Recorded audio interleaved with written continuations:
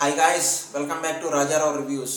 The Mehta boys ఇది ఒక బాలీవుడ్ వాళ్ళ మూవీ తెలుగులో అయితే డబ్ చేసి రిలీజ్ చేశారు. ఇది ఒక 1 hour 56 minutes అయితే ఉంటుంది. ఒక డ్రామాగా అయితే వెళ్తూ ఉంటుంది. మ్యాక్సిమం మీ పేషెన్స్, మీ ఓపిక మొత్తాన్ని టెస్ట్ చేస్తుంది ఈ సినిమా మొత్తం. గుర్తుపెట్టుకోండి, అర్థమవుతుంది కదా. నాకైతే అసలు నచ్చలేదు ఫ్రెండ్స్, ముందే చెప్పేసిన. అసలు కాన్సెప్ట్ ఏంటి, సినిమా ఎలా ఉంది, సింపుల్ క్లారిటీ మాట్లాడేసుకుందాం. అసలు ఒక లైక్, ఒక సబ్స్క్రైబ్ అలా కొట్టేశారు కదా, థ్యాంక్ యూ. ఇంకా బేసిక్ ప్లాట్ ఏంటంటే, అమ్మాయి తన మదర్ చనిపోయిన తర్వాత తన ఫాదర్ తనతో ఒక 2 hours అయితే ఒక ముంబైలో ఒక ఫ్లాట్లో ఉండాల్సి ఉంటుంది అనమాట.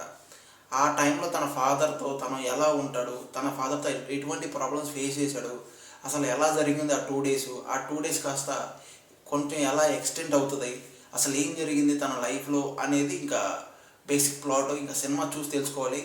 ఇంకా సినిమా ఎలా ఉందని మాట్లాడాలంటే, స్టార్టింగ్ నుంచి ఎండ్ అప్ వరకు ఒక స్టోరీ మీద వెళ్తూ ఉంటుంది. కాకపోతే స్లో నరేషన్, స్లోగా ఒక డ్రై కంటెంట్గా అస్సలు మీకు నిద్ర వచ్చేస్తుంది. మన సీరియల్స్ చాలా బెటర్ ఈ సినిమా కంటే, అలా ఉంటుంది. కాకపోతే ఫైనల్గా తన ఫాదర్ ఏంటి, అసలు రియాలిటీ ఏంటి, ఒక ఆర్కిటెక్ట్ తన లైఫ్ తన ఫాదర్కి రిలేషన్ లింక్ చేసి ఒక డిఫరెంట్గా ట్రైగా చేస్తారు.